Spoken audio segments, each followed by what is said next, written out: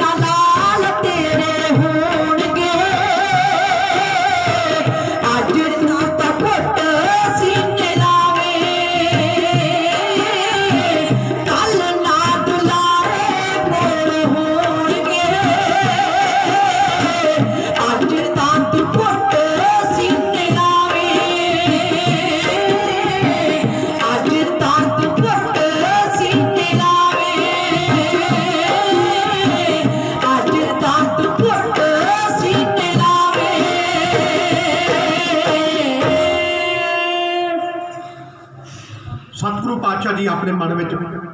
सोच रहे हैं बाबा अजीत सिंह बाबा जुझार सिंह वाले पासे जो वेख्या ना तो कहिंदे परमात्मा वाहिगुरू कल मेरे को 4 सी तुहाडी बख्शिश सरसा ते विछोड़ा पै गया 2 निखर गए ने केवल मेरे को 2 बाकी ने ये कल तेरे चरणों में पहुंच जाए जो कि अल्लाह यार था उस वेले का सीन कलम बंद करता वो कहता जब 1.5 घड़ी रात गई जिक्र खुदा में खैमे से निकल आए सरकार हवा में कदमों से टहलते थे वो कहता गुरु गोबिंद सिंह महाराज 2 कदम इस पासे जाते 2 इस पासे जाते ने सुरती रब के नाल जुड़ी आ वाहिगुरू का धन्यवाद कर देना कदमों से टहलते थे मगर दिल था दुआ में बोले है खुदाबंद हम खुद तेरी रजा में करतार से कहते थे गोया रूबरू होकर कल जाऊं तो चमकौर तो मैं सुरखरू होकर परमात्मा वाहिगुरू तेरी अमानत जिसकी बस्त तुसी आगे रखी तेरी अमानत तेरे को पहुंच जाएगा मैं सुरखरू हो जावांगा। गुरु गोबिंद सिंह महाराज सच्चे पातशाह जी ने सिंघां नूं आख्या खालसा जी अज इतिहास इत्थे सिरजना चढ़दी कला विच रहना है। खालसा जी एक पासे 40 वो भी वो सिख सन जिन्होंने कई महीनों तो रज के प्रशादा नहीं छुटे सियाने सज्जन बैठे इतिहास पढ़ने वाले इतिहास सुनने वाले 8 महीने से अनंदपुर साहब को घेरा पाई रखिया तो जो महाराज ने अनंदपुर छड्डिया रस्ते में कि लंगर लगे से अज तो आप जाने ना अनंदपुर साहब सालाना जोड़ मेला हो गया और संतां ने होला महल्ला मनाने वास्ते किन्ने लंगर लगे होने पर उस वेले कि लंगर लगे से दुश्मन के मगरों घेरा घत्ती आ रहा से रज के प्रशादा नहीं सिंघां ने छड्डिया 8 महीने हो गए वो भुखड़ भाने ने 8 पौध का सूरज चढ़ पिया दुश्मन गुरु गोबिंद सिंह महाराज जी को जिंदा पकड़ने वास्ते अगे बढ़िया पर शाबाश उन्होंने बहादुर के बूहे बल बधे का दुश्मन रोक लिया सिंघा बलवाना सत श्री अकाल बुला के पै गए धूके कृपाना 1 दे 2 2 2 दे 4 बनाए तरे रणवीर जवाना सावे पैन खड़े जो गाजी पै गए उन्हें हलवान हटाना ਜਿਹੜੇ ਬੰਦੇ ਇਸ ਚਾਰ ਦੇ ਵਿੱਚ ਅੱਗੇ ਵਧਦੇ ਆਉਂਦੇ ਸੀ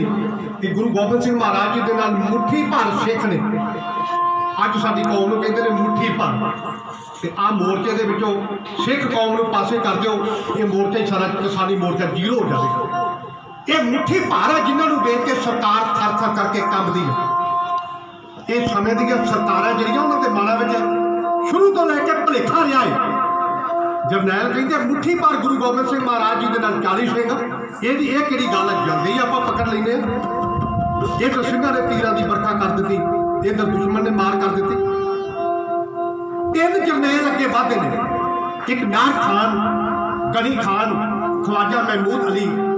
ये बड़ा बड़ा सूरमा नार खान कहता मैं अगे बढ़ के गुरु गोबिंद सिंह महाराज जी के वार करता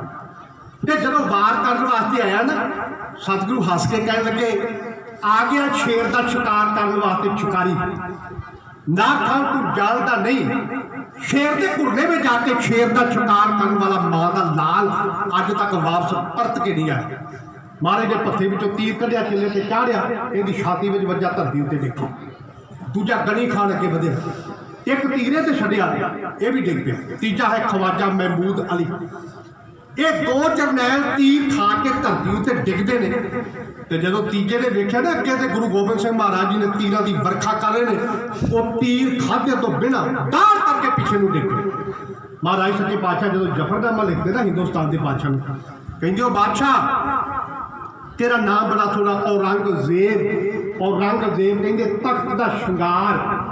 पर सतगुरु सच्चे पातशाह महाराज जी कहते तू बेईमान तेनों हजरत मुहम्मद साहब दी खादियां हुई कसमां उत्ते इतबार नहीं रहा कितनी सच्चाई है मेरे पातशाह की मुबारक कलम दे ना इमाम प्रस्ती ना औदाए दीन ना साहब सनासी ना मुहम्मद यकीन हिंदुस्तान के बादशाह कहते औरंगजेब याद रख ये ना समझी कि गुरु गोबिंद सिंह महाराज जी के पुत शहीद हो गए तो खालसा मुक गया नहीं मेरा खालसा काला नाग अजे कुंडल मार के बैठा है तेरे पैरा हेठ अग दे भांबड़ छा दे ओए शाह करना चंगा जगह फरेब नहीं है असल तेनू ना है तेरा ढुकदा औरंगजेब याद रखी जे तू कीता मूंह पंजाब दे वाले रख दिया गाट मैं तेरे पैरा थले ओए याद रख पंजाब चो तैनू पानी का घुट पीन नहीं देना तू प्रजा नू जीन नहीं देंदा ते मैं भी तेनू जी नहीं दे बड़िया लड़ाइयां हुई औरंगजेब दी गुरु गोबिंद सिंह महाराज सच्चे पातशाह जी दे नाल उन्हें हार नूं प्रवान नहीं किया। औरंगजेब अपनी हार नूं प्रवान पता कदों करदा है जदों गुरु गोबिंद सिंह महाराज जी जफरनामा लिखते तेनों जफरनामा मिलिया ते पढ़दा जफरनामा ਵਧਾਉਂਗਾ ਤਾਂ ਦੇਖ सतगुरु कहते हो अपने आप नूं मर्द समझदा ਮੈਨੂੰ ਪਤਾ ਨਾ सूरमा समझदा ਆ ਦੇਖ ठीक है तेरा जन्म होया शाही महल्ला दे विच चंगिया चंगिया खुराकां दे नाल तैनूं पालिया गया तेरा दादा बादशाह तेरा प्यो बादशाह महल्ला में रह के फौज भेज के लड़ाई लड़ लेनी मर्दा का काम नहीं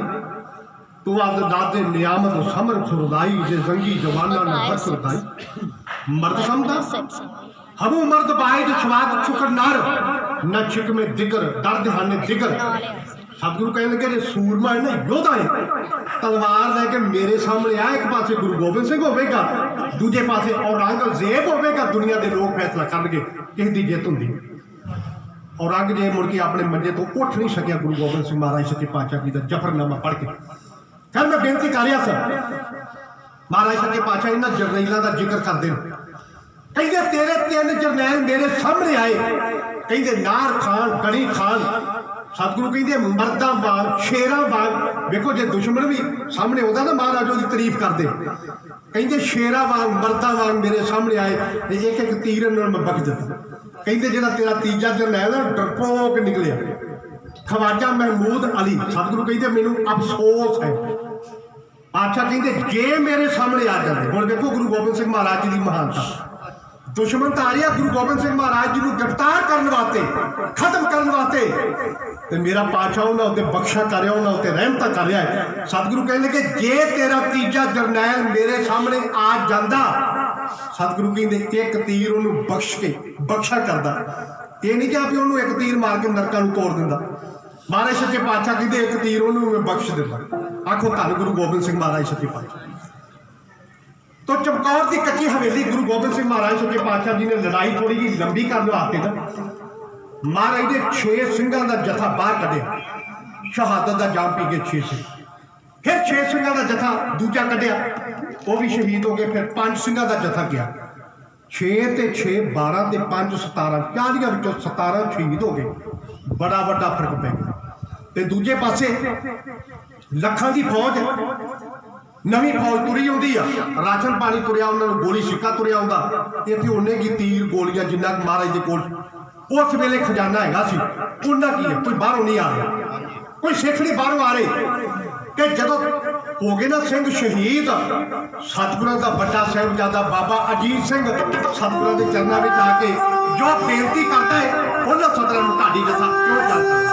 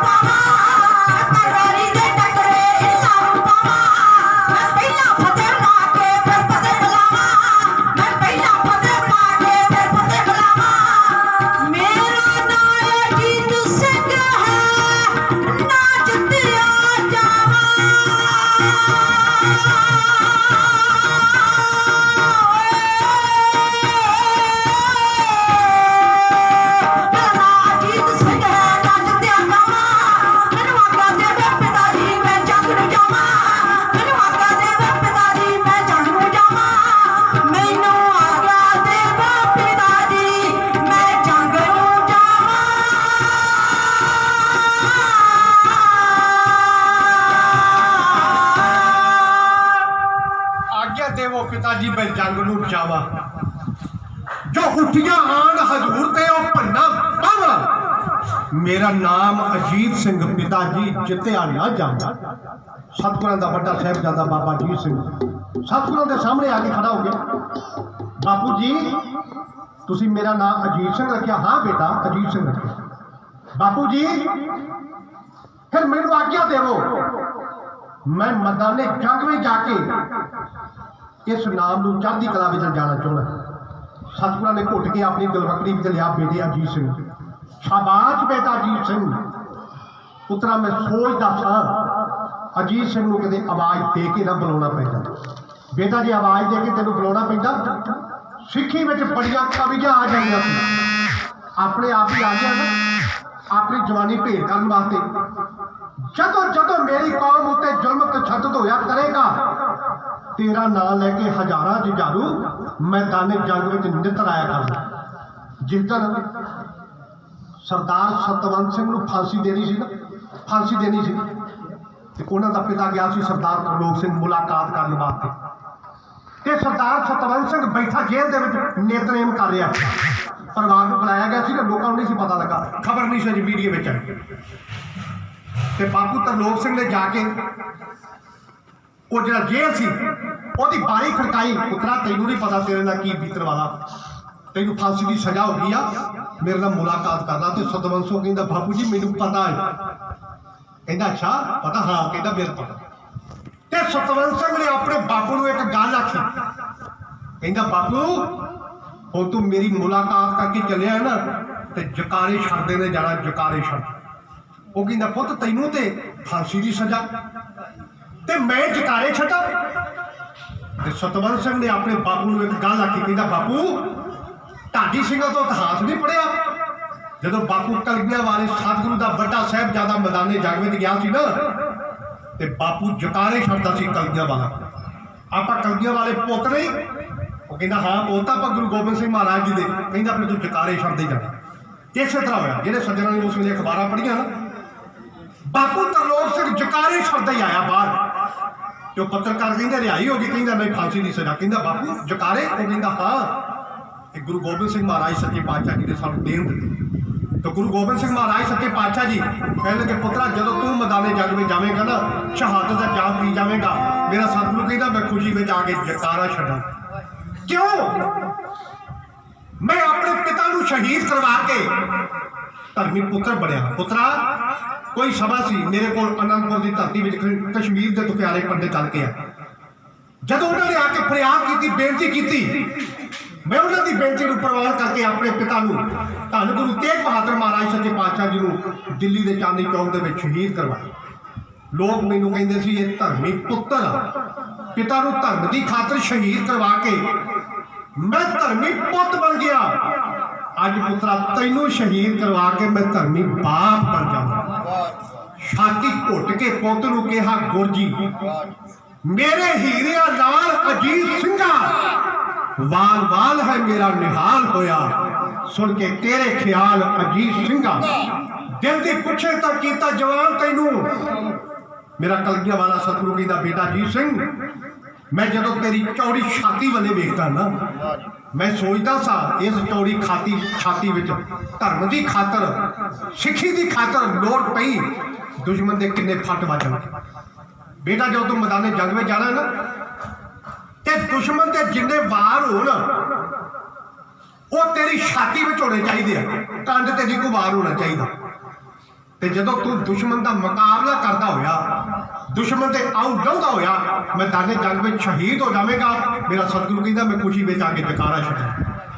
छाती घुट के पुत नूं कहा गुरजी मेरे हीरिया लाल अजीत सिंह वाल वाल है मेरा निहाल होया सुन के तेरे ख्याल अजीत सिंघा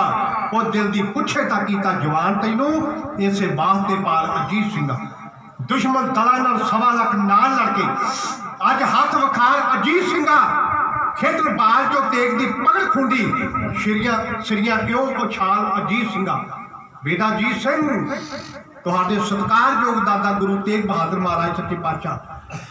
अपने पोतरे की इस बहादुरी को वेखण वास्ते स्वर्गां में बैठे हुए काले पैरे ने। जाओ बेटा अजीत सिंह सतगुरु कृपा करेगा कलगीधर दशमेश पिता गुरु गोबिंद सिंह महाराज सच्चे पातशाह जी ने 8 सिंह बाबा अजीत सिंह जी के नाल तैयार किए ने। मैदाने जंग में चलिया है बाबा अजीत सिंह, गुरु गोबिंद सिंह महाराज सच्चे पातशाह जी ने अपने हथी दस्तारा सजाया, अपने हथी उन्होंने छाच ते गुरु गोबिंद सिंह महाराज सच्चे पातशाह पता किन्ने चावां दे नाल तोड़ लगे। अज दे बाप ने शायद विआह वाले दिन भी अपने बेटे को कदे इन्ने चावां दे नाल ना तोड़िया होवे जिन्ने चावां दे नाल पुत ने शहीद होना। मेरा कलगियां वाला सतगुरु चावां दे नाल बेटे को तोड़े। गुरु गोबिंद सिंह महाराज सच्चे पातशाह जी का बड़ा साहिबजादा बाबा अजीत सिंह नाल 8 सिंह लैके सामने खड़ा है सतगुरां दे चरणों में। गगन मामा बाजू परे निशाने काओ खेत मांडो सूरमा बटूजन को दाओ सूरा सो पहचान गए जो लड़े जीव के हेत पुरजा पुरजा कर मरे। अब होने साडे खेत अखंड बिहंड खंड अखंड अपना मन बल पंडन कोई दांडे अखंड टेक पटन जो का मन पान करन सुख संता करन गम तरन केल वे करन आथन जय जय जय कान से तू बाण मंत्र पालन जय तेगु कह के सोच कर दसा छत के टिकाना 10 लाख दुश्मन पे हमला हे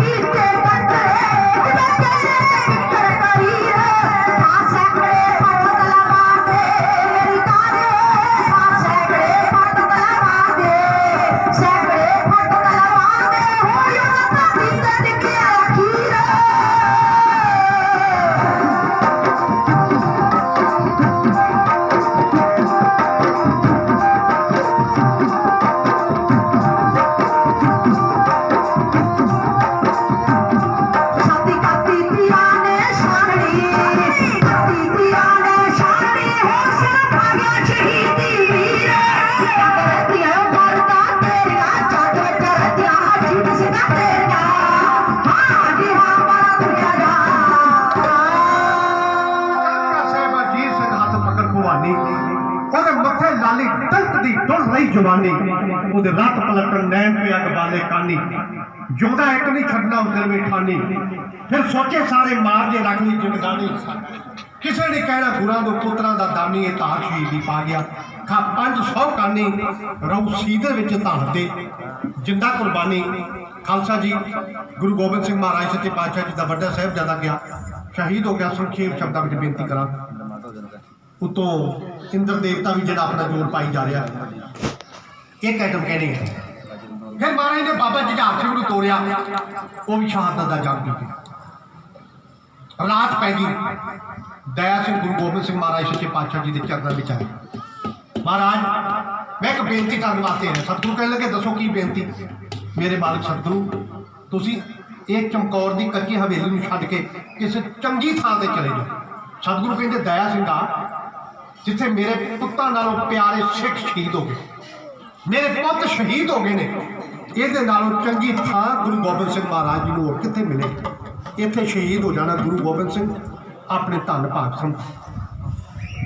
ਸਾਧ ਸੰਗਤ ਜੀ ਦਇਆ ਸਿੰਘ ਦਾ ਹੱਥ ਜੋੜ ਕੇ ਮਹਾਰਾਜ ਦੇ ਸਾਹਮਣੇ ਖਲੋਇਆ ਇੱਕ ਬੇਨਤੀ ਕੀਤੀ ਭਾਈ ਦਇਆ ਸਿੰਘ ਕਹਿੰਦਾ ਸਤਿਗੁਰੂ ਕਿੱਥੋਂ ਲੱਭਾਂਗੇ ਮਾਂ ਗੁਜਰੀ ਵਰਗੀ ਮਾਂ ਜਿਹੜੀ ਮਾਂ ਗੁਰੂ ਗੋਬਿੰਦ ਸਿੰਘ ਵਰਗਾ ਲਾਲ ਪੈਦਾ ਕਰੇ ਇਸ ਧਰਤੀ ਤੇ ਚੁੱਕ ਬੀਜ ਜਾਣਗੇ ਸਦਕੇ ਬੀਜ ਜਾਣੀਆਂ ਨਾ ਇਸ ਧਰਤੀ ਉੱਤੇ ਮਾਂ ਗੁਜਰੀ ਵਰਗੀ ਮਾਂ ਪੈਦਾ ਹੋਣੀ ਆ ਨਾ ਕਿਸੇ ਮਾਂ ਨੇ ਗੁਰੂ ਗੋਬਿੰਦ ਸਿੰਘ ਵਰਗਾ ਲਾਲ ਪੈਦਾ ਕਰਨਾ ਮਹਾਬਲੀ ਤਪਸਵੀ ਵੀਰ ਯੋਧਾ ਪਿਤਾ ਪੰਥ ਦਾ ਇੱਕ ਅਕਾਲ ਦਾ ਪੁੱਤ ਮਾਂ ਗੁਜਰੀ ਦੇ ਦੁੱਧ ਦੀ ਮਾਂ ਸ਼ਕਤੀ ਫਿਰ ਜੰਮਣਾ ਨਹੀਂ ਇਹਦੇ ਨਾਲ ਦਾ ਦਇਆ ਸਿੰਘ ਕਹਿੰਦਾ ਸਤਿਗੁਰੂ ਤੁਹਾਡਾ ਇੱਥੋਂ ਬਾਹਰ ਜਾਣਾ ਬੜਾ ਜ਼ਰੂਰੀ ਹੈ ਆਪ ਜਿੰਦਾ ਰਹੇ ਸਕੋਗੇ ਹਜ਼ਾਰਾਂ ਦਇਆ ਸਿੰਘ ਪੈਦਾ ਕਰ ਲਵੋਗੇ ਹਜ਼ਾਰਾਂ ਦਇਆ ਸਿੰਘ ਇੱਕ ਗੁਰੂ ਗੋਬਿੰਦ ਸਿੰਘ ਨਹੀਂ ਪੈਦਾ ਕਰ ਸਕੋਗੇ ਫਿਰ ਮੇਰੇ ਪਾਤਸ਼ਾਹ 5 ਪਿਆਰਿਆਂ ਦਾ ਹੁਕਮ ਮੰਨ ਕੇ ਚਮਕੌਰ ਦੀ ਕੱਚੀ ਹਵੇਲੀ ਵਿੱਚੋਂ ਨਿਕਲੇ ਨੇ ਆਓ ਇੱਕ ਕਵਿਤਾ